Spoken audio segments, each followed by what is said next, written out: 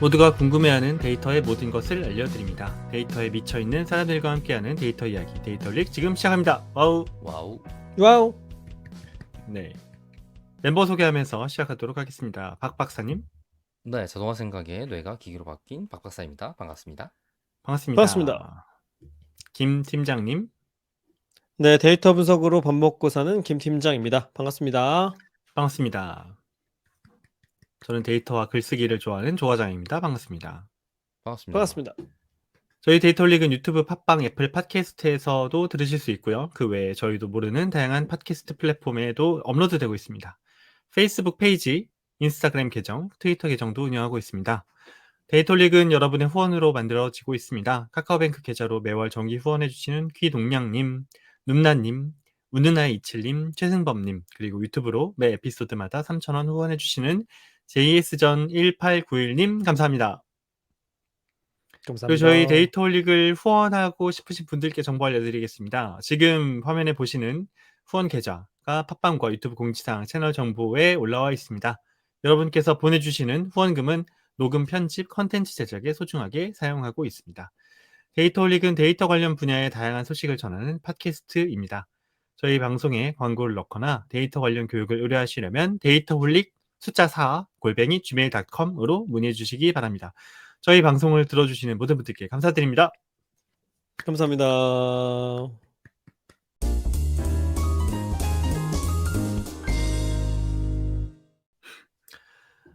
저희 방송 시작하기 전에 이제 근황을 말씀드려야 될 텐데, 저한테 제가 지지난 방송 땐가 나는 조과장을 너무 오래 했다.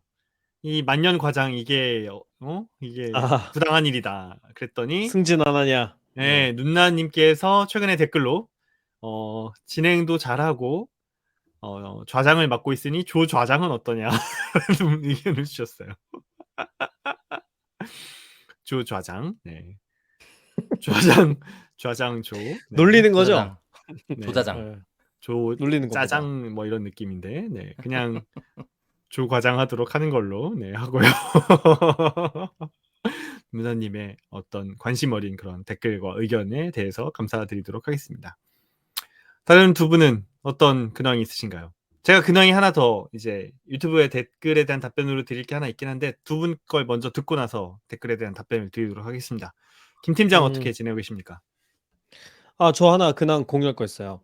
네. 그 헤들리 위컴 책 있잖아요. R for Data Science. 네. 그게 이제 우리나라에는 번역서가 R을 활용한 데이터 과학 이렇게 네. 나와 있거든요. 그게 얼마 전에 2판이 출간이 됐어요. 7월 오. 달에. 네, 근데 그 2판 번역 작업을 제가 맡아서 하게 되었습니다. 와. 네, 얼마 전에 번역 작업 시작을 네. 했고 아마 네. 내년 초쯤 되면 네, 음. 2판 번역서가 출판되지 않을까. 네, 기가 생각을 하고 막힌 있습니다. 타이밍에 딥L 한국 결제가 열렸네요. 열렸어요? 열렸어요. 열렸어요. 네. 네. 적극 활용을 검토하겠습니다. 기가 막힌 타이밍에 열렸네. 야, 이거 김 팀장 열어달라고 했다는 썰이 있습니다. 아유, 제가 얼마나 역시. 연락을 취했던지. 네. 내가 역시 성서를 세계에 번역하려고 영향을 한다. 음. 나의 아니, 근데 성서로는 뭐 부족해서. 네, 아니 사실 저는 그간 뭐 파파고도 쓰고 디벨도 쓰고 많이 써왔는데 그 깔끔하게 잘 해주긴 해요. 의역까지 잘해서. 근데 문장이 그 내 마음에 들진 않더라고요. 그래서 그쵸. 결국 결국에는 손을 만져야지. 그쵸. 예, 결국에는 내 문체로 바꾸는데 시간을 더 많이 쓰게 되더라고요. 그래서 내가 그냥 읽는 용도로는 뭐 무리가 없는데 당장 이걸로 바로 막 출판 번역일이 대체되지는 않지 않을까 하는 생각은 했습니다. 아무튼 그런 소식입니다. 지금 방금 정확하게 느낀 만큼 챗 GPT한테 느끼고 있어요. 그래서 김 팀장의 데이터 분석 일은 그 정도 수준에서 없어지지 않을 겁니다. 뭐야, 갑자기 나 위로하는 거야? 아니. 왜 번역은 그렇게 생각하면서 데이터 분석이 더 고급일 텐데 그렇게 생각 안 하는 거지 싶어갖고.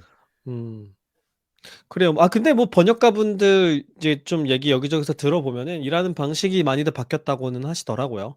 그죠? 그러니까 처음부터 이제 예, 처음부터 번역 작업 한 땀 한 땀 하시기보다는 이런 도구를 이제 적극 활용하는 방향으로. 그래서 번역서들이 많이 나오는 것 같기도 한데, 근데 한편으로는 저는 좀 그런 감상도 있어요. 오히려 번역 품질이 떨어진 것 같다는. 그러니까 누구나 음. 쉽게 번역을 할 수 있다 보니까 이런 기계 번역의 힘을 빌어서 품질이 떨어지는 번역서들도 많이 나오는 건 아닌가 하는 그런 감상도 좀 있습니다. 음. 음.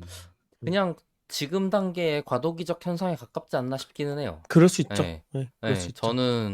저는 오히려 그러니까 번역기가 초월 번역을 잘해주면서 생기는 게 퇴고와 회고를 더 많이 할 수 있어서 품질이 올라갈 수 있다고 생각하거든요. 맞아요. 그 덕분에 더 많은 책을 번역으로 할 수 있게 되었다에 음. 가까울 거기 때문에 오히려 조금 그 간은 사업 가치가 떨어져서 번역을 안 하려고 했던 것도 시도할 수 있지 않을까 같은 기대가 좀 있기는 합니다. 음. 그 이제 포인트는 그거예요. 그런 퇴고를 할 수 있는 눈이 있는 사람들이 많지 않다. 그건 여전히 그것은 비싸겠죠, 없는. 그런 거는. 예. 그죠. 예. 그래서 그냥 기계 번역 수준에서 출판되는 책들이 많은 건 아닌가. 음. 그런 우려가 좀 있는 거죠. 음. 아니면 편집자가 번역을 네. 하고 편집자가. 원래 그간 있었던 도메인 전문가가 직접 번역하기라는 구조로 안 가고 도메인 번역가가 감수까지만 하지 않을까? 오히려. 예. 그러니까 초벌 번역이 된 걸 전문가한테 맡겨서 그죠? 퇴고를 맡기는 식으로. 그것도 가능한 예. 방향일 그러니까 수 있겠네요. 원래 출판 관계자가 직접 번역할 도메인 전문성이 없으니 도메인 전문가에게 번역을 맡기는 구조로 갔을 텐데, 그렇죠. 예, 그 일을 자기가 초월 번역 더하기, 문장 다듬기만 수행하고 감수 정도로만으로 넘길 가능성도 있어 보이는 것 같은데요. 근데 그런 걸 그거랑 하기에는 출판 담당하시는 분이 담당하는 책이 너무 많지 않을까? 그러니까 아예 인제 그거 오, 담당 편집자가 인제 새로 고용될 수는 있겠죠. 새로운 아니 직업이다. 왜 왜냐면 근데 새로운 직업이다. 새로운 직업. 헐리우드에서 왜 작가들 파업하는 얘기들 요즘 많이 나오는데 음, 거기서 보면 그런 얘기 하잖아요. 그냥 이런 챗GPT 같은 툴들의 도움을 받아 가지고 시나리오를 쓰는 그런 뭐랄까요? 고런 일만 전담하는 작가를 고용을 하고, 그다음에 고거를 퇴고를 전담하는 또 작가를 고용을 하고 이런 식으로 간다고 하더라고요. 음. 네, 그러니까 인제 그러니까 번역도 마찬가지로 그렇게 갈 수 있는 거지. 왜 그러냐면 그러니까 책 출판과 번역 그 자체의 비전문가인 도메인 전문가에게 맡겼을 때 돌아오는 결과물의 퀄리티를 보장하기가 힘들어요. 그러니까 그거의 불확실성이 너무 높아. 그러니까 출판에 지금 직접 종사하고 있는 사람이 자신의 업무로서 그걸 책임지고 맡아서 하는데 보조의 역할로 바뀐다라고 한다면 오히려 말이 되는 것 같거든요, 저는. 음. 지금은 방법이 없으니 불확실성을 감수하고 줄 수밖에 없다는데 지금은 안 줘도 되는 거잖아. 감수 정도만 음. 맡긴다면 일도 작아질 음. 거고 비용도 줄일 수 있고 이런 느낌이 되겠죠. 음. 뭐 당분간은 그래서 저는 그런 생각도 드네요. 한글을 좀 이렇게 읽기 편하게 잘 쓰는 사람들 있잖아요. 뭐 네네네. 교정분들도 있겠고, 뭐 국문학을 전공한 분들도 있겠고, 그런 분들의 수요가 오히려 많아질 수도 있겠다는 생각도 들어요. 왜냐면 저도 그런 느낌이에요. 그 그죠. 왜냐면 제가 이제 책을 좀 써 보니까 그 분야의 전문성도 중요하지만 그거를 사람이 이해하기 편하게 쓰는 게 되게 어렵더라고요. 그래서 음, 음, 고런 것은 아직 나와 있는 언어 모델들이 충분히 커버를 못 해 주기 때문에, 물론 음. 뭐 소위 말하는 한국형 모델들 요런 게 나오면 얘기가 달라질 수도 있겠지만 지금 당장은 아니니까 '고런 일들이 필요할 수 있겠다.' 하는 생각도 들었습니다. 그렇군요. 네. 그다음 박 박사. 간단한 근황을 한번 들려봐 주시죠. 저는 바쁜 하루하루인 것 같습니다. 음. 지금 이직하고 다니고 있는 회사에서 이제 한 3, 4개월 정도 됐네요, 벌써. 와, 벌써 그렇게 됐군요. 그러니까 제가 SKT를 퇴사하고 중간에 회사가 한번 있었고, 근데 거기서는 여러 가지 이유로 안녕하게 됐어요. 그러고서는 음. 지금의 회사에 있는데 많이 바쁘네요. 많이 바쁘고 많이 힘들고 오늘 오늘도 또 사실 징징 특집입니까? 맞아요. 이번엔 제가 징징댈 겁니다. 아니 어쩌다 우리가 이렇게 징징이들이 되어서. 자, 데이터 징징과 함께하는 오늘 박 박사의 근황 특집입니다, 사실은. 네. 네, 뭐 자, 그래갖고 네. 관련해서 지금 계속 여러 가지 일들을 하고 있어서 뭐 되게 진짜 많은 일이 있었어요. 그래서 심지어 어느 정도였냐면 입사했더니 한두 달 있다가 회사가 없어지네 같은 위기도 있었고 막 이런 식이었어. 오. 그래갖고 음. 별일을 다 겪는다 하면서 지금 다니고 있는 중이긴 합니다. 그럼 그 이야기를 오늘 컨텐츠 특집으로 다뤄보도록 하고요. 제가 그 근황이자 댓글에 대한 답변 하나 드릴 게 있다고 말씀을 드렸는데 저희 HR 데이터 특집 2 HR 데이터 담당자는 어떤 일을 하나요에 오동남 님께서 댓글을 달아주셨어요. 사실 이게 그 되게 조심스러운 주제여가지고 저희가 방송에서 다룰까 말까 하다가 비슷한 고민을 갖고 있는 분이 계실 것 같아서 다른 분들도 계실 것 같아서 다뤄보도록 하겠습니다. 오동남 님의 댓글은 이런 거였습니다. 47살에 퇴사하고 이직을 위해 데이터 분석을 시작했습니다. 저는 대기업과 외국계 기업에서 HR만 17년을 했습니다. 직급과 기존 연봉이 세서 그런지 이직이 어렵습니다. HR 데이터 애널리시스를 무기로 장착하고자 하는데 47살의 데이터 분석가로 방향 전환이 가능할까요? 부트캠프로 시작한 지는 5개월 되었습니다. 5개월은 진짜 12시간씩 공부했습니다. 저는 사느냐 죽느냐에서 진짜 24시간 데이터 공부만 생각하고 살고 있습니다. 혹시 제 고민 좀 방송에서 받아주실 수 있는지요? 라고 말씀을 주셨습니다. 음. 일단 제가 좀 말씀을 드려보면 현실적인 말씀을 드려야 좀 더 도움이 되시겠죠? 저희가 뭐 그냥 좋은 이야기만 해서는 이제 죽기 살기로 공부하고 계신 오도남님께 도움이 안 될 거고 제가 오도남님과 유사한 케이스 중에 되게 잘 되신 분을 본 경험은 이거였습니다. 50대 초반이셨는데 그분도 되게 높은 직급과 오래된 경력을 갖고 계시다가 퇴사를 하셨어요. 데이터 분석과 AI를 본인의 두 번째 잡으로 삼기 위해서 그분은 학위를 하셨습니다. 그러니까 빨리 좀 딸 수 있는 석사 학위를 하셨거든요. 이제 빅데이터 MBA를 저랑 음. 같이 동기로 다니셨는데 그걸 끝나자마자 바로 박사를 하셨어요. 그랬더니 어. 잘 되셨어요.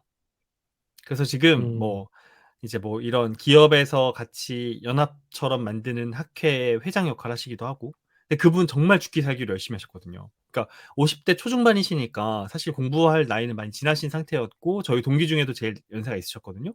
근데 항상 맨 앞자리에 앉아서 나는 세상에 대학원 다니면서 예습해 오시는 분을 처음 봤어요, 그때. 예습을 해 오세요. 예습을. 공부할 그치. 걸. 음. 직장인 대학원생일 때 예습이라는 건 쉬운 일이 아니에요, 진짜. 쉬운 일이 그러게요. 아니잖아요. 예. 그 정도 하셨더니 뭐 전혀 AI와 데이터 상관없으신 분인데 지금 꽤 좋은 역할들 자문 같은 것들 많이 수행하셨고 그래서 지금은 모 기업에 뭐 조금 괜찮은 위치로 이직을 하신 걸로 알고 있습니다. 근데 뭐 사실 47살에 퇴사하신 상황에서 일반적인 데이터 분석가로는 방향 전환이 어렵죠. 그렇게 신입 HR 입장에서도 그런 사람을 본인도 HR 하셨기 때문에 잘 아시겠지만 그렇게는 이직이 어렵고 저는 자문역 같은 걸로 가시는 게 가장 적합하지 않나. 근데 자문역을 가려면 그 자문역을 리소스로 사용하고자 하는 클라이언트도 당신이 얼마나 데이터 분석을 잘해요. 라고 했을 때 부트캠프를 했다라는 걸로는 증명이 되게 어렵잖아요. 그래서 전 최소한의 어떤 프로젝트 경험 아니면 학위 이 둘 중에 하나가 없이는 좀 어렵다라는 생각이 들었습니다. 두 분은 어떻게 생각하세요? 어 저는 현실적으로 또 말씀을 드려 보자면 데이터 분석을 잘하는 HR 분야 전문가가 되는 건 충분히 가능할 거라고 생각을 합니다. 뭐 음. 그런 수요도 있을 것 같고요. 근데 데이터 분석가가 되는 것은 어렵다고 생각해요. 왜냐면 음. 데이터 분석가가 그렇게 수요가 많지 않거든요. 네. 그렇게 막 뭐 지난주에도 비슷한 얘기했었지만 엄청나게 많은 인력이 필요한 그런 일이 아니기 때문에 수요가 그렇게 많지 않아요. 그래서 뭐 제가 주변에 인제 그 취업 시장을 좀 보면 되게 유명한 대학교에 통계학을 전공한 학생들도 취업을 되게 어려워해요. 그래서 인제 그런 음. 분들하고 경쟁하는 거는 현실적이지 않잖아요. 그런 사람들하고 전공자들하고 경쟁하는 것은. 그래서 데이터 분석가가 되는 건 어렵지만 뭐 어떤 본인의 이제 전문성이 있으신 거니까 그 분야에서 데이터를 어떻게 잘 활용할까를 고민하는 것은 충분히 가능한 얘기다. 네. 저는 그런 생각을 했습니다. 음. 박 박사는 어떻게 생각해요? 저도 김 팀장이랑 좀 비슷한 것 같아요. 리스킬이라고 저번 시간에 조 과장이 얘기해 줬던 것 같은데 어려운 일인데? 라는 생각을 제일 먼저 했던 것 같고, 지금 김 팀장 얘기한 것처럼 저도 주변에 통계 전공 석박사들이 수두룩빽빽해요. 그러니까 뭐라 그러면 좋을까? 너무 오버로 공급되고 있어. 이미. 그렇죠. 예. 최근 몇 그, 년간. 예. 너무 과대하게 공급되고 있고, 그 일자리는 소화가 안 되는 것 같아요. 제 감각에도. 그 통계 전공을 하고서는 이상한 걸 하고 있어. 약간 이런 느낌이에요. 쓸데없는 다른 거, 그냥. 뭐 아니면은 스텝, 아니면 뭐 아예 다른 일. 약간 이런 경우도 많이 있는 것 같고. 그래갖고, 그러다 보니 그 정도의 상황에서 그냥 데이터 분석 부트캠프 배운 거 정도로, 그게 물론 엄청난 노력을 하셨겠지만 그 노력을 폄하한다는 얘기가 아니라, 그거 더하기 자기 전문성으로 뭐 새로운 길을 개척하는 레벨의 무언가이지 않는 한 어렵지 않나? 같은 느낌은 맞는 것 같아요. 그러니까 저는 비슷한 생각을 좀 하긴 하거든요. 예를 들어서 제가 지금 뭐 어쨌든 오늘 컨텐츠 얘기라 넘어가게 될 것 같으니까 연결을 해보면, 저는 제 직업, 뭐라 그래야 되지? 저의 펑션이 어느 하나의 도메인에 국한되어 있지 않았어요, 한 번도. 근데 제가 어디서 한번 들었던 것 같은데, 나이가 들면서 더욱 그래야 한다고 하더라고요.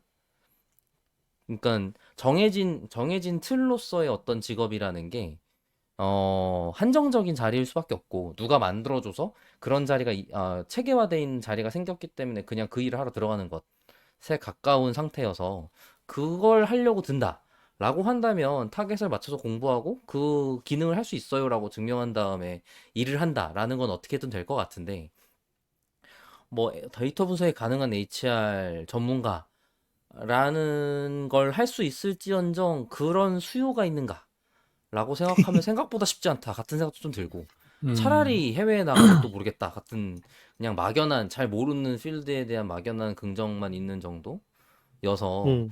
어 모르겠어요. 음. 저는 이건 네. 진짜 모르겠네요. 그냥 그 아, 근데 네. 수요는 적은데, 그러니까 HR 분야의 도메인 전문성하고 분석 역량을 같이 갖고 있는 사람은 더 적을 거거든요. 제 생각엔 그래요. 수요보다 더 적을 거라고 봅니다. 그러니까 그래서 그게 고런 그 구멍을 찾으면, 딱 요거 어때요? 적재적소를 찾으면 되지 않을까. 진짜 현실적으로 한번 이야기해 볼게요. 그 오도나님이 잘 될 수 있는 방법은 결국은 어쨌든 누군가 오도나님을 필요로 해야 되잖아요. 그리고 오도나님이 데이터 분석과 HR을 융합한 조금 융합형이 인제 약간 좀 상투적인 표현이긴 하지만 그렇다라는 것들을 또 보여줘야 되잖아요. 사람들은 알 길이 없단 말이에요. 그렇기 때문에 강의를 제일 먼저 하셔야 되지 않나 싶어요. 음. 근데 뭐 강의도 의뢰가 들어와야 하잖아요. 그러니까 유튜브 같은 거에다가 그 음. 오도남님의 HR 전문성과 데이터 분석을 엮어서 뭐 챗GPT까지 엮으면 더 좋겠죠. 뭐 유튜브든 브런치든 팟캐스트든 뭐든 좋아요. 그렇게 해서 계속해서 본인을 시장에 노출시키고, 그 음. 노출시킨 시장에서 뭔가 니즈가 와서 하나든 두 개든 이제 프로젝트를 수행하거나 강의를 하시게 되면 그걸로 조금씩 입지를 넓혀 가시면 좋을 것 같고, 뭐 사실 제일 빠른 길은 책 한 권 쓰는 거죠. HR 데이터 분석으로.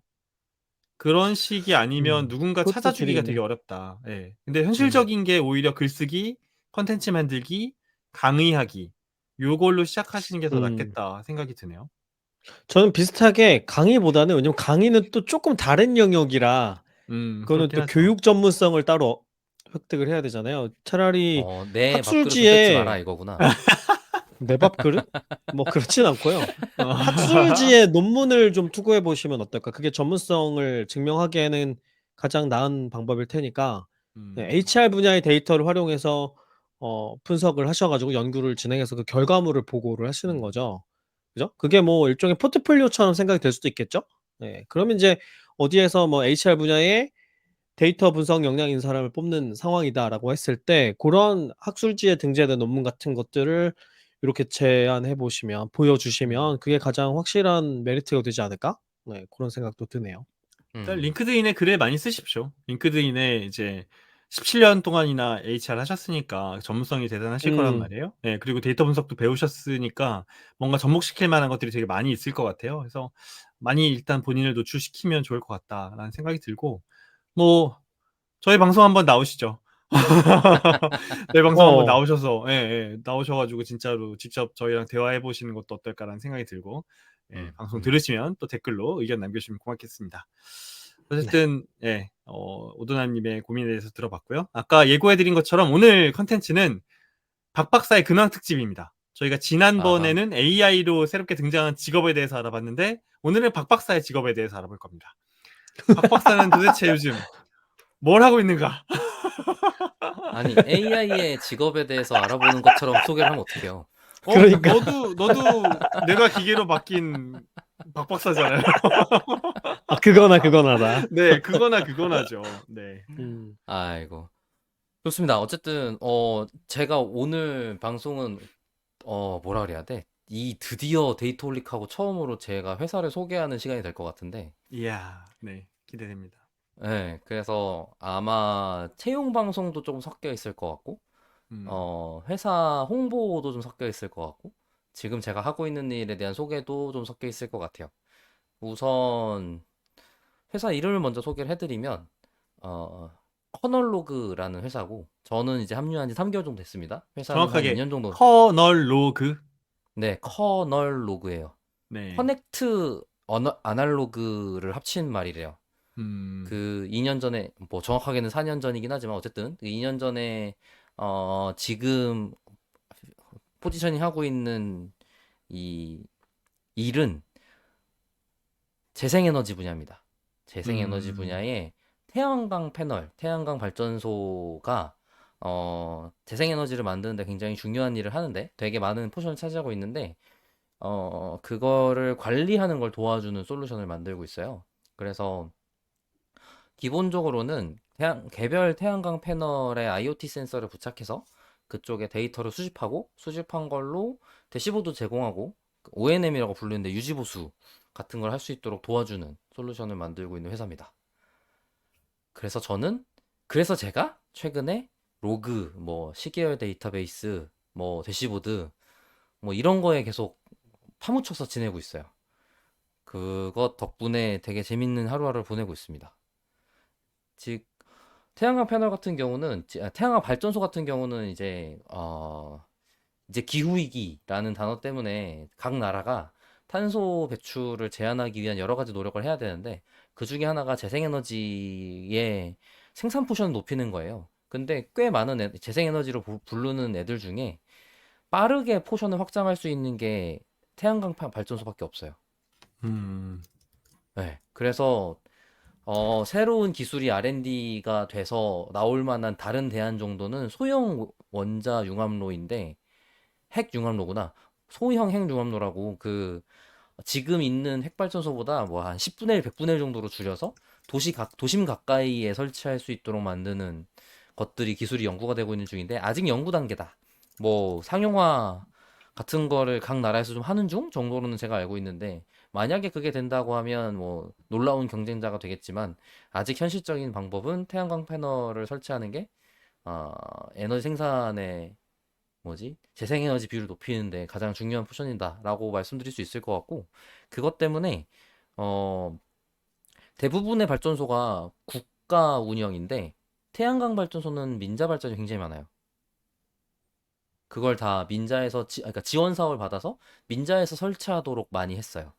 초기에. 그게 초기라고 하면 아마 전 정권 정도가 되는 것 같아요. 전전 정권부터 시작하긴 했지만 어쨌든. 그리고 지금 정권은 사실 민자 발전으로서 태양광 발전소 생산에 뭐라 그래야 되지?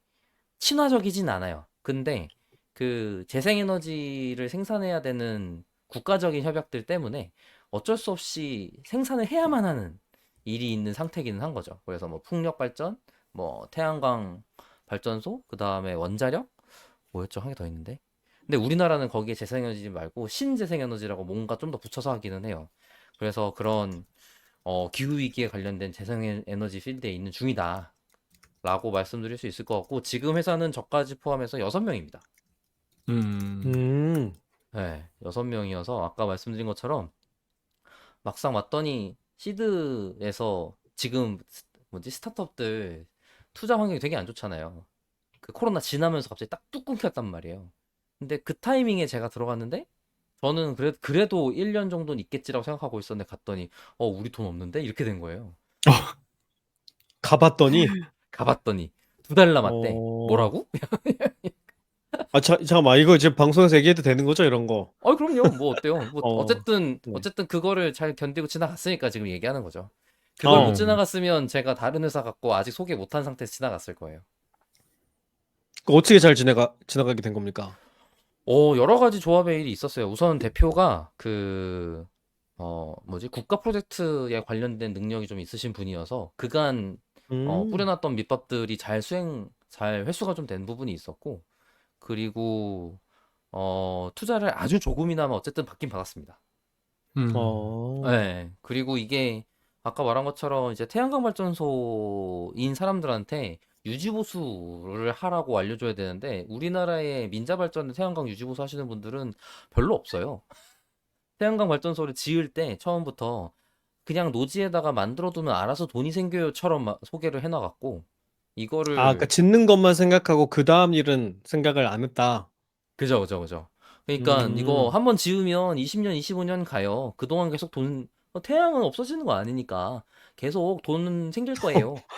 이렇게 된 거죠. 어. 그리고 실제로 그 음. 산업을 육성한다고 한전에서 한국 전기였나요? 한국 전력. 어쨌든 예, 전기를 사줘요.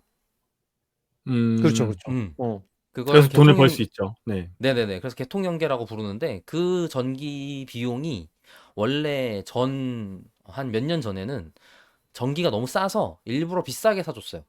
고정가로. 음.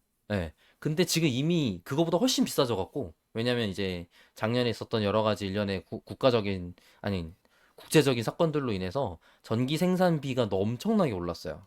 그래서 이미 그거보다 더 비싸게 사고 있고 전기료가 올라가 있는 원가가 굉장히 올라가 있는 상태기는 합니다. 음. 그래갖고 네네. 그 이제 중간에 껴들어서 미안한데 그 태양광 재생에너지에 조금 장밋빛 미래가 있긴 하죠. RE100이라고 아마 이제 박 박사는 그쪽 비즈니스에 있으니까 알 텐데 네네 맞습니다. 리뉴어블 에너지 100 약자거든요. 그러니까 네네 2050년까지 기업에서 사용하는 전력의 100%를 재생에너지로 대체하자라는 맞습니다. 국제 기업 간 협약 프로젝트예요. 그래서 음, 음, 알리백에 나 가입했어. 이렇게 이야기하는 회사는 2050년까지 무조건 전력의 100%를 재생에너지로만 써야 돼요. 그러니까 맞습니다. 이걸 하기 위해서는 재생에너지로 전력만 이용하거나 사용한 전력만큼 인증서를 구매해야 돼요. 우리 탄소 관리하는 것처럼. 그러니까 그리고 재생에너지 생산분을 구매해서 그걸 채워야 네네. 돼요. 그러니까 인제 그러려면 뭐 사실 박 박사가 몸담고 있는 비즈니스인 태양광이 가장 쉽게 접근할 수 있는 비즈니스이긴 하고 우리나라에도 뭐 대기업 집단이 많이 그 태양광 비즈니스에 손대고 있지만 박 박사 이야기한 것처럼 제대로 관리하고 있느냐? 그건 또 아니고 그런 걸 대시보드로 관리하거나 뭐 이제 대기업이 많이 들어가 있지는 않지 않아요? 대기업이 보통 네. 태양광을 하는 음. 기업을 사거나 인수하거나 음. 그러니까 자체 비즈니스로 시작하는 데는 거의 없는 거라고 봐도 될 것 같고요. 이제 그걸 하던 기업을 인수해서 이제 본인의 비즈니스로 만드는 걸 이제 주로 하고 있죠. 음. 그러니까 여기에는 되게 많은 이해관계자가 있더라고요. 예를 들어서 건설사가 있어요. 발전소 건설을 해야 되니까. 근데 그 건설사가 문제는 뭐냐면 전문성이 좀 떨어져. 그러니까 떨어진다는 게 전문성으로 그 기업 가치를 만들 수가 없어요. 그 엄청 어려운 건설 산업이 아니어서. 그래서 건설사들이 굉장히 작은 여러 건설사가 굉장히 많이 지역 내에 있는 상태? 자기가 이미 중소건설사인 상태라면 그냥 그것도 해요같이 그냥 간판을 다는 상태에 가깝고 아, 그걸 EPC라고 겸해서. 부릅니다. 네네네네. 네.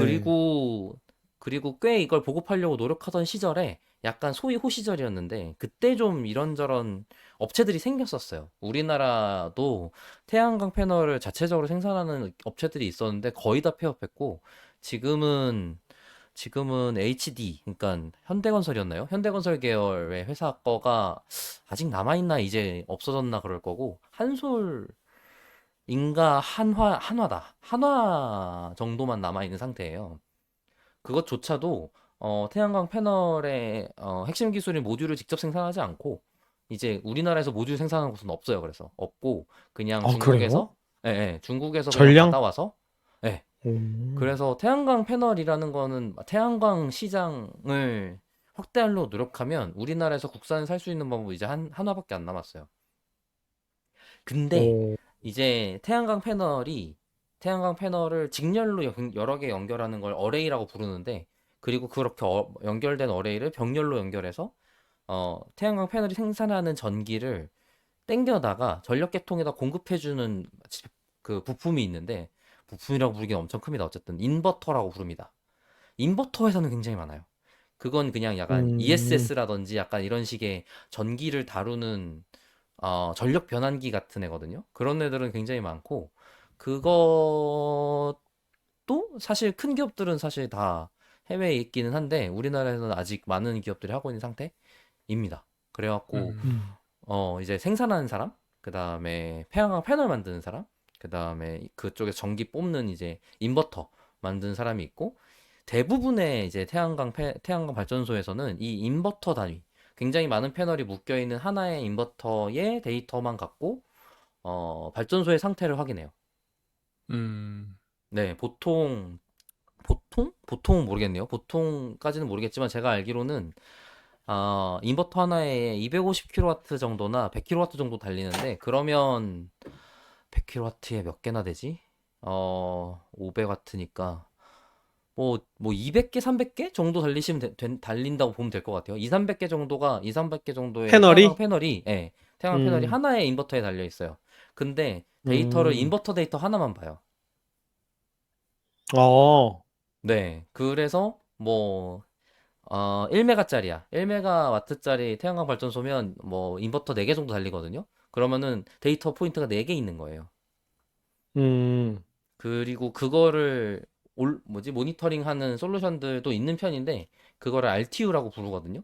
리모트 까먹었다. 어쨌든 근데 그 모니터링 화면들이 다 이제 그 업체들이 사실 꽤 오래된 데도 있고, 오히려 돈 받고 팔고 이런 데도 있기는 한데 굉장히 다 작아요. 데이터 포인트도 굉장히 조금 있고, 예를 들어서 뭐 1시간에 한 번 받는다던가, 온라인으로 안 돼갖고 그 인버터 가서 화면 봐야 된다거나 뭐 이런 일들이 있는 거죠. 그래갖고 모니터링이라는 곳이 약간 뭐라 그러면 좋을까, 영세하다 이런 상태에 있는 것 같습니다. 근데 저희는 음. MLP라고 그래서 각 태양광 패널에 저희 기계를 붙여요. 전력 인버터가 아니고 인버터가 아니고 패널에. 각 패널에 오. 직접 전력선을 연결해서 어 모니터링도 하고, 그 다음에 태양광 패널이 아까 직렬 병렬로 연결돼 있다 그랬잖아요.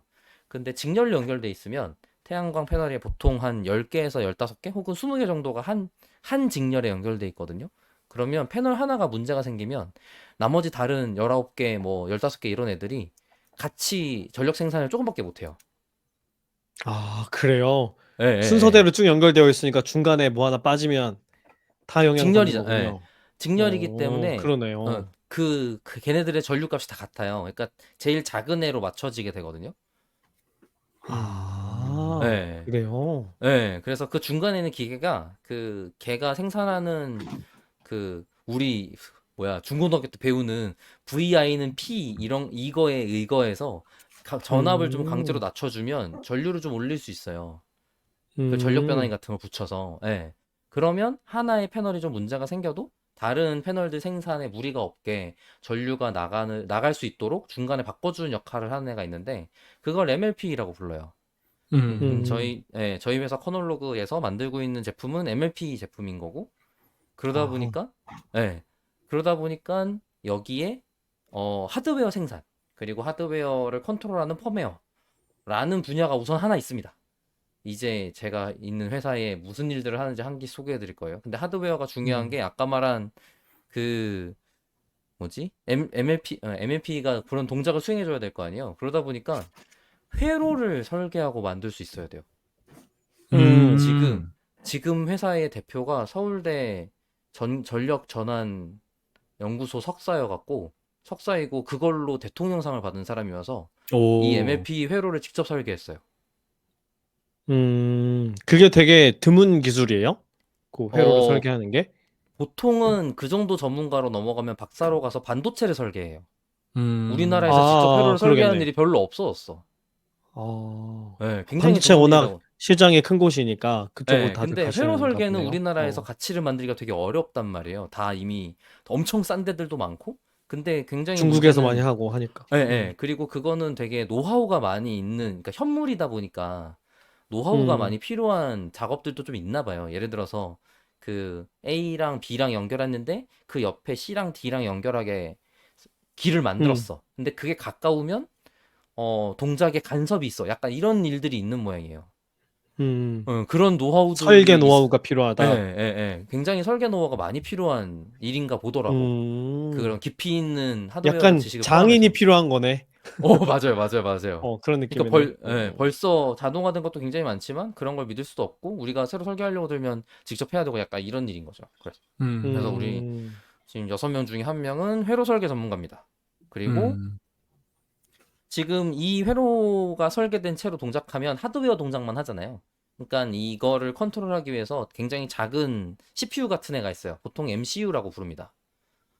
그 MCU를 컨트롤하기 위해서 C 코드를 만들어서 집어넣는데 그거를 임베디드 코딩이라고 부르거나 펌웨어 개발이라고 부르기도 해요. 이제 그럴 사람이 한 명 더 있어요. 그분은 뭘 하냐면 이제 대시보드 쪽에 전달할 데이터를 센싱해서 데이터를 전달해 주는 역할을 하나 하고 그 다음에 아까 말한 그런 회로에 기반해서 이제 컨트롤 전력을 조정하는 역할을 수행하는 코드 뭐 그 다음에 동작을 변화하는데 동작하는 코드들 이런 걸 만드는 걸 수행하는데 저희가 음. 특이하게 어떻게 하냐면 블루투스로 통신을 합니다. 음. 음. 그래갖고 여기는 블루투스 통신 코드를 직접 짰어요. C로. 그죠, 그죠. 예. 뭐 물론 어. MCU의 SDK를 사용하긴 했지만 저희는 노르딕사의 MCU를 사용한대요. 그래서 그거 가지고 직접 짜셨는데 그걸 짜신 걸 보니까 기도 안 차요. 어떻게 이걸 왜? 직접 하지? 이런 생각이 드는 아, 무언가를 하고 있어. 굉장히 로우 레벨인 거죠? 그죠. 어. 그러니까 기계어에 거기다 가깝다고 느껴지겠다, 우리가 보면. 그러니까 그러니까 이게 왜 기도 안 차냐면 지금 블루투스 같은 경우는 보통 우리가 일반적으로 사용하는 블루투스는 기계가 몇 개 안 되잖아요. 우리가 옆에서 주변에서 봐봐야 뭐 100개 되겠어요? 근데 저희는 발전소 하나에 패널 한 예. 개씩 들어가니까 못해도 300개, 그러게 뭐 간섭을 안 2000개 막 이런단 말이에요. 그러니까 통신 간섭이 음. 엄청나요.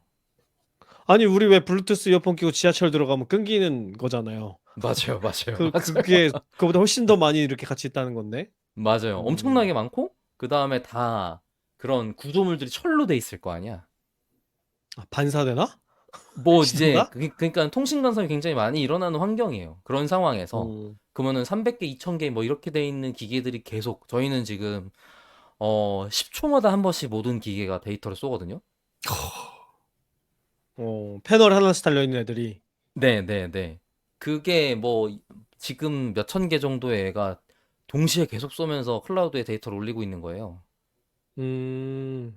근데 보통의 블루투스 데이터 페어링 같은 걸 썼다가는 그 속도로 할 수가 없어요. 그러겠네요. 네, 그래갖고 그걸 직접 짰더라고. 뭐라고요? 막 이러면서 이걸 이해하는데 몇 개월씩 걸린 것 같아 저는. 음. 그래갖고 이걸 하드웨어를 내가 다시 하다니 막 이러면서 지금 보고 있는 중입니다. 음. 이렇게 네, 회로랑 펌웨어까지 왔네요. 좋아요. 지금 밑 단계서부터 올라가고 있는 거군요. 맞아요. 제가 6명이라고 얘기했잖아요. 6명 한 개씩 어. 소개할 거예요. 네네. 지금 재밌다. 레이어를 어. 쌓아가면서 지금 완성품으로 가고 어. 있는 거네. 재밌는데? 네. 지금 그래서 블루투스로 통신한다고 하는 게 그 기기마다라 그랬잖아요. 그러니까 이걸 메쉬라고 불러요. 그러니까 서버랑 클라이언트가 1대1로 통신하는 거를 메쉬라고 부르는 게 아니라 중간에 여러 기기를 통해서 데이터를 전달하는 걸 메쉬라고 부르거든요. 그래서 지금 요 통신 방식으로 데이터를 메쉬로 통해야 돼요. 이렇게 하는 경우가 별로 없어요. 네. 그래갖고 저희는 중간 중계기가 없습니다. 중계기가 없다는 음. 거를 어떻게 전달해야 될지 모르겠는데 보통 다른 회사는 다이다이? 다이다이 중간 다이다이. 다이다이 어. 1대1로 붙는 중간 중계기가 같이 있어요. 그러니까 기계를 추가 설치해야 돼. 근데 우리는 이 각각의 모듈만 패널에 붙이는 모듈만 있으면 돼요. 오. 잘 상상이 네. 안 되는데? 예를 들면 지금 기지국 같은 게 없다는 건가? 그쵸. 그러니까 어. 뭐라고 하면 좋을까? 기지국 하나가 각각의 모듈이랑 통신을 직접 하는 구조가 보통이거든요. 그렇죠. 네, 근데 저희는 중간 기지국이 없고 최종 기지국 하나만 있어. 오. 그러니까 제가 우리나라에 휴대전화의 기지국이 하나만 있다고 가정하고 그러네. 제가 전화를 하기 위해서 그 기지국에 연결할 때는 핸드폰끼리 통신해서 신호를 써요. 저희 회사 거는. 오. 네. 오. 예를 들어 핸드폰이 기지국의 역할을 하는 거야? 그쵸. 핸드폰이 곧 어. 중간 기지국 역할도 같이 해요. 그러니까 전달 이렇게 가는 거예요? 네네네네, 맞아요. 오호. 네, 이거를 메시 통신 방식이라고 불러요. 근데 이제 네, 메시 그 망 같은 형태를 얘기하는 거군요. 그쵸, 맞아요. 이게 근데 이제 블루투스 5.0에 블루투스 메시 통신 기능이 있거든요. 근데 그 속도로 못 한대. 어. 그래갖고 와, 이거 진짜 이걸 그래서 일일이 이렇게 짰다고 약간 이러면서 봤단 말이에요. 그래갖고 이런 지금 펌웨어 쪽 개발이 물론 이건 통신 기능만 있는 게 아니어서 다른 기능 굉장히 많지만 이거 되게 어려운 일이다라고 생각을 했던 것 같아. 그리고 이제 이 모듈을 대량 생산을 해야 되잖아요. 저희가 아직은 직접 생산하고 있진 않아요. 직생이라고 부르더라고. 공장을 갖추고 직접 생산하진 않는데 외주를 주려면 이 하드웨어를 생산하기 위해서 설계 단계서부터 조립을 고려해서 설계를 해야 되더라고요. 그 공장에 외주를 맡겨야 되는데 그죠. 그때 쓸 설계도가 필요한데 네네네. 그거를 잘 만들어야 된다. 금형도 만들고 그래야 되지. 그쵸. 금형 비용 더하기 부품 더하기 우리는 회로 이제 설계했으니까 회로 외주 줘서 다 프린트해갖고 오면 그거 와서 받아갖고 전달하고 이래갖고 조립하는 공정을 해야 돼요. 그럼 조립 공정이 복잡하면 비용이 올라가겠죠. 그쵸. 그거를 고려해서 설계를 해야 돼요. 하드웨어 기구 설계자가 한 명 있어요. 나중에 공장장 되시겠네. 이제 그분이 현 대표입니다. 지금 회로 대표가 지금 일신상에 문제가 이슈가 좀 있어갖고 지금 대표를 한번 바꿔야 되는데 그래갖고 지금 기구 설계 전문가가 지금 대표를 하고 계세요. 그리고 이번 신제품 개발하고 있는 중이에요. 여기까지가 하드웨어 팀이라고 보면 딱 맞을 것 같아요. 펌웨어도 하드웨어 가깝긴 하더라고 해보면. 그리고 그렇게 블루투스 메시 통신을 해서 데이터가 오면 어디로 가냐? 라즈베리 파이로 옵니다. 진짜로? 네. 라즈베리 진짜. 파이를 제품에 쓰는구나. 그럼요. 이게 산업 IoT 교육용으로만 쓰는 줄 알았어요. 그렇지 않더라고요. 그리고 저희뿐만 아니라 실제로 많이 써요. 네. 그리고 그쪽 관련된 이제 그거를 무슨 보드라고 부르는데 까먹었네. 싱글 보드? 싱글 개발 보드인가 뭔가 그 단어가 있는데 그렇게 쓸 때 산업용으로 쓰는 애들이 꽤 있는 편이고 라즈베리 파이가 사실은 우리가 확보하기도 좋고 우리나라에서 전파 인증 이런 것들이 이미 되어 있는 제품이어서 우선은 사용하고 있고 아마 최적화할 여지는 있을 것 같아요. 그래서 라즈베리 파이가 블루투스 통신으로 데이터를 받으면 걔가 이제 LTE 라우터를 통해서 클라우드에 데이터를 올립니다. 네, 그래서 이 각각의 이제 라즈베리 파이 컴퓨터에 데이터를 받기도 하고 저희의 IoT 센서에다가 명령을 주기도 하고 그 다음에 설정값을 바꾸기도 하고 저희는 원격 OTA를 제공하고 있어서 모듈이 소프트웨어 업데이트를 해요. 원격으로 그 블루투스 통신을 이용해서.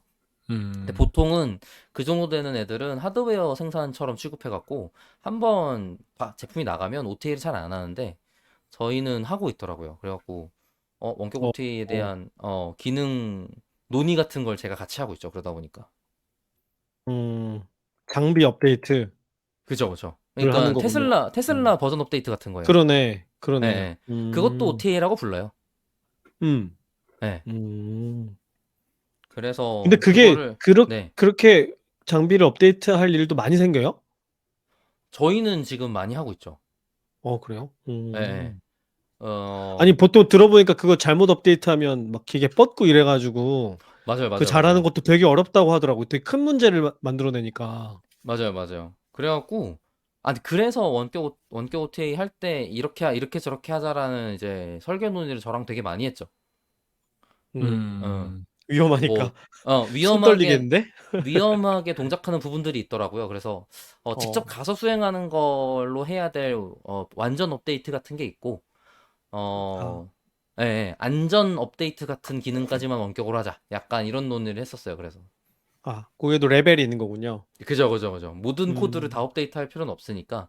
그러니까 음, 자주 업데이트하는 비즈니스 로직이나 뭐가 있으면 좋을까요? 뭐 예를 들면 지금 우리가 전력 변환하는 거 MPPT라고 부르는데 그거를 제한하는 숫자를 설정으로 넣을 수 있어요. 뭐 그런 음, 걸 한다든지 아니면은 개의 동작을 바꾸는 코드는 얘가 켜지는데 필요한 코드랑은 다 별개니까 아까 말한 것처럼 원격 OTA에다가 문제가 생기는 건 켜질 때 필요한 코드가 업데이트 하다가 중간에 깨졌는데 실패해서 다시 켜져야 될 때거든요. 음. 전원이 음, 켜지는 것과 네네네네. 관련된, 그죠, 그죠, 그죠. 그래서 그러니까 켜지고 부팅 해갖고 나 이제 동작해야지 같은 걸 확인하는 코드들이 깨지면 문제가 되는데 이제 그런 음, 애는 자주 업데이트 할 일도 없고, 어, 음, 로직이 단순하기도 하고, 그래서 그런 거는 음, 두고 뒤에 다른 애들만 비즈니스 로직만 하자. 뭐 이런 식으로 얘기를 했던 것 같아요. 음, 그래서 그런 얘기도 했었고, 그것 때문에 이제 라즈베리 파이를 저희가 지금 나가 있는 게 꽤 많은데 그걸 관리하는 소프트웨어도 필요합니다. 이제부터 음. 소프트웨어 영역인 것 같아요. 음. 거기서 음, 도는 코드들도 관리하고 등등등이 있는데 지금은 직접 개별로 원격 그 컴퓨터에 SSH라고 불러요. 그 SSH가 시큐어 통신 무슨 이런 약자인데 그 개발자가 쓰는 이제 그 터미널이라고 부르는 곳에서 각각의 원격 컴퓨터에 원격으로 연결을 한 다음에 그쪽에서 작업을 하는 것처럼 하는 동작을 할 수 있는데 그렇게 연결을 해갖고 거기에 뭐 코드를 복사를 한 다음에 실행하기 같은 걸 하고 있는 중이에요. 근데 이제 이거를 계속 많이 늘어났을 때 그렇게 유지하기가 쉬운 일이 아니니까 그거를 변경하는 작업을 하고 있습니다. 그 음. 음, 라즈베리 파이도 쿠버네티스가 올라가요. 그 K3S라고 음, 하는 경량 쿠버네티스가 올라가서 그거를 워커 노드라고 부르는 걸로 다 묶어서 관리할 수 있어요. 그래서 그런 업데이트를 하고 있는 중입니다. 그게 돼야 저희가 대형 발전소 납품이 가능해진 상황이 돼서 안 그러면은 그걸 일일이 하는 사람 뽑거나 이렇게 사람으로 때워야 되는 문제가 발생해요. 그러니까 대량의 기계를 효율적으로 관리하기 위한 소프트웨어가 필요한 거다. 그죠? 그래야 납품할 수 있다. 이게 있어야 이 시스템이. 안 그러면은 그걸 일일이 수동으로 할 사람이 필요해요. 아니면 음. 노가다 하든가. 근데 그건 네네네. 너무 현실적이지 않네요. 그죠? 그쵸, 그쵸. 이거 음, 방법이 있다는 걸 뻔히 보는데 그렇게 할 수 없는 거지. 그래갖고 그런 게 하나 있는 상태고 아까 말한 것처럼 이제 모듈마다 데이터를 10초당 한 개씩 올리기 때문에 어 데이터가 여러 가지 문제로 클라우드에 저희의 저장 공간까지 안 와요. 그 무슨 말이에요? 10초에 왜- 어 날라가 어디로? 그 제가 듣기로는 우리의 모듈이 동시에 데이터를 전송하면 중간에 재밍 같은 게 일어나서 음. 그 신호가 없어진대요. 어느 레벨에서? 블루투스 레벨에서? 블루투스끼리의 레벨에서. 그러면 손실같이 발생하는 건가요? 예, 예, 예. 음. 원래 하드웨어의 그래서 한계가 있는 거인 거죠? 그러니까 이거는 저희가 메쉬를 자체적으로 구성해서 생기는 문제인 것 같아요. 그러니까 원래 그런 문제가 있어서 어, 음, 표준 프로토콜들은 그거를 보완하거나 제시도하거나 몇 배로 안전하게 하거나 같은 방식을 취하기 때문에 느린 건데 음. 우리는 그걸 속도를 만들기 위해서 그렇게 부딪히는 문제를 되게 아, 아슬아슬하게 피하는 방식을 취했더라고요. 음. 그래서 그럼 결집치가 생기는 거예요? 맞아요. 10초에 한 번씩이라고 보장돼 일정하게? 있지 않아요. 네네네. 아니지. 확률적으로 비일정하게. 생기는 예, 거구나. 확률적으로 생겨요. 그리고 그러면 그걸 어떻게? 예. 채워? 채워넣어? 임퓨트를 그게 어떻게 해? 지금, 그게 그게, 지금 저희의 문제 중에 하나예요. 음. 그래요? 걔네 예, 어떻게 할 예. 거냐? 그렇게 만들어진 데이터들이 전부 다 시계열 데이터잖아요. 그러니까 10초마다 한 번씩 음. 시계열로 쌓이는 데이터란 말이에요. 저희는 컬럼이 많진 음. 않아요. 데이터가 음. 무지하게 많은데 컬럼이 많지는 않아. 근데 그렇죠. 예를 들어서 그냥 저희가 체크하는 것 중에 대표값이 전류, 전압, 온도거든요. 근데 사람들이 관심 있는 건 전력량이에요. 음. 전류랑 전압을 곱하면 전력이 되는데 거기에 시간을 곱해야 전력량이 돼요. 근데 우리가 지금 관측하고 있는 데이터가 랜덤하잖아. 음. 시차가. 그래갖고 음. 돌아버리겠는 거예요. 음. 이걸 추정하기가. 그러니까 이거를 안전하게 작성하고 그렇다고 우리가 말하기가 너무 힘들어. 예를 들어서 음. 얘가 10초에 한 번씩 꼭 와준다라는 걸 안전하게 보장하면 그러면 10초간 요 전력이기 때문에 전력량을 이렇게 계산하자라고 표준화시키기가 편한데 얘가 1분 동안 안 오다가 올 때도 있고 뭐 극단적으로 30분 동안 안 오기도 하고 이런 문제들이 생기는 음. 거예요. 근데 중요한 건 음. 블루투스 통신만 있는 게 아니고 무선 네트워크가 하나 더 있는데 아까 말한 것처럼 라즈베리 파이에서 클라우드로 올릴 때는 LTE 라우터 쓰거든요. 그러니까 음. LTE 통신이 안 좋으면 그때도 데이터가 안 와요. 음. 그래요? 그럼요. 오.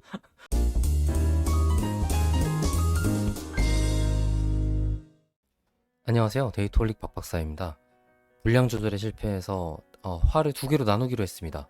여기서 종료하고 다음 화에서 이어서 들어주시면 감사하겠습니다. 감사합니다.